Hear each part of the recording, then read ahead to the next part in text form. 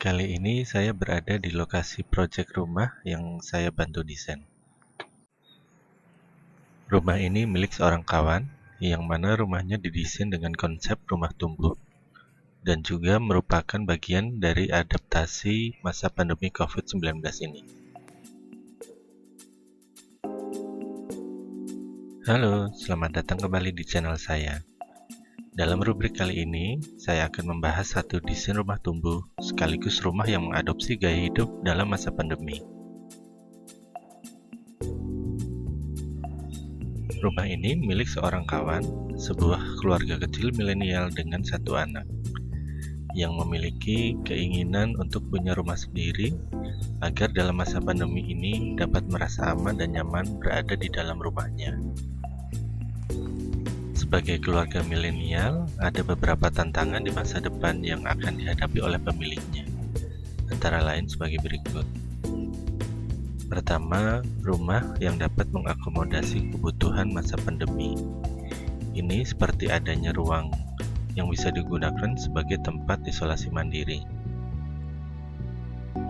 Dan juga tantangan untuk mewujudkan rumah yang sehat, di mana ventilasi cahaya dan udara alami bisa merata ke seluruh ruangan.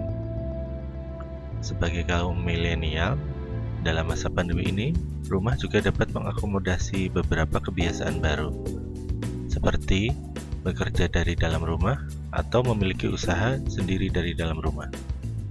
Kemudian selanjutnya yaitu terjangkau, artinya rumah didesain secara bertahap agar terjangkau oleh kondisi ekonomi dari keluarga milenial yang memilikinya.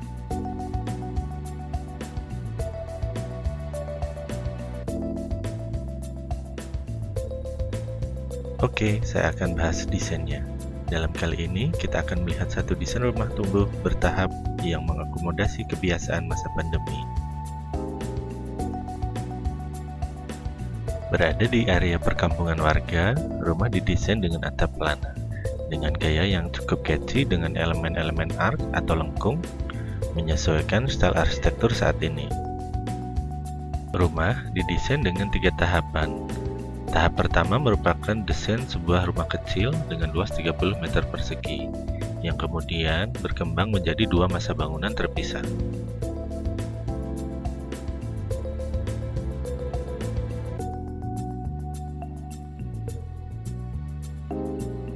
Untuk penataan ruangnya, kira-kira sebagai berikut. Di area bangunan depan terdapat teras, dapur, ruang keluarga, musola, dan 1 kamar untuk tamu.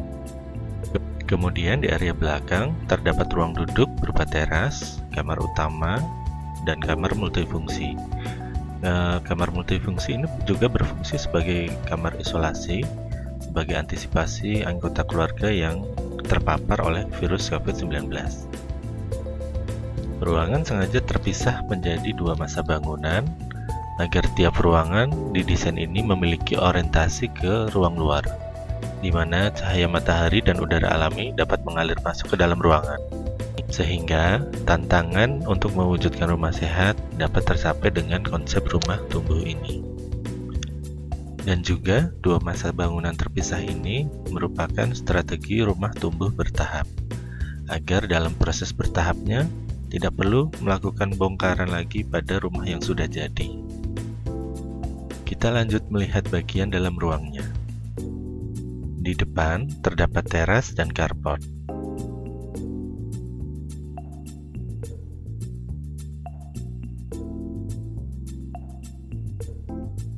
Masuk ke dalam, terdapat foyer sebagai ruang transisi sebelum masuk ke ruang keluarga. Di ruang keluarga terdapat sofa kecil untuk menonton TV atau berkumpul bersama keluarga.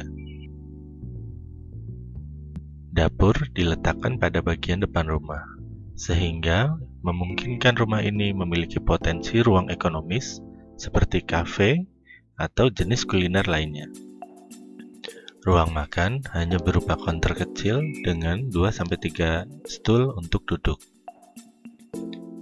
Partisi ruang keluarga dengan kamar dibuat menggunakan dengan 1 lemari built-in, sehingga 2 ruang ini cukup efisien secara luasan. Kemudian di sisi ruang keluarga terdapat taman dan juga area untuk servis, seperti cuci dan jemur. Masuk ke dalam kamar, terdapat jendela ark sebagai aksen dari ruangan.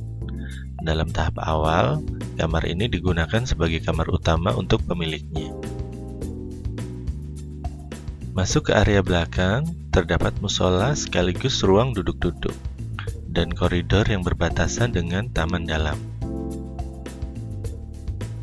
Antara koridor dan teras rumah belakang, konsepnya dibuat semi terbuka, di mana pemiliknya dapat mengakses ruang luar meski berada di dalam ruangan. Hal ini memungkinkan cahaya matahari masuk merata ke tiap ruangan, sehingga dalam rumah bisa digunakan untuk berjemur di pagi hari.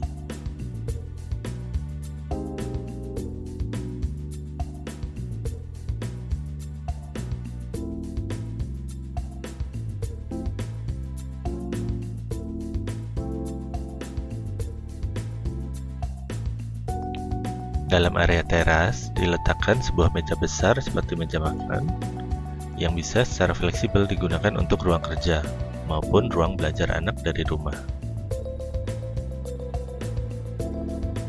Ini merupakan gambaran dari kamar utama. Ada space kecil berupa taman kering di sisi kanan yang terletak dengan batas tetangga.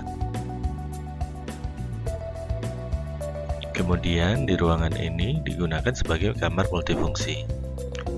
Bisa digunakan kamar anak ataupun kamar yang sewaktu-waktu digunakan sebagai ruang isolasi mandiri. Ruangan ini memiliki aksen pencahayaan dan penghawaan alami yang baik dari dua arah.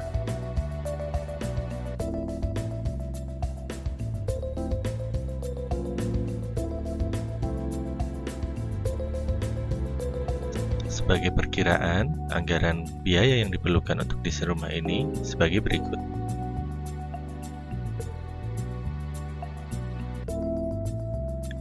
Demikian kira-kira desain rumah tumbuh adaptif dalam masa pandemi yang bisa saya bagikan. Mudah-mudahan bermanfaat dan menginspirasi Anda sekalian. Jangan lupa klik suka, subscribe, dan share. Jika ada pertanyaan, konsultasi bisa diisi di kolom komentar. Salam sehat selalu. Terima kasih sudah menonton.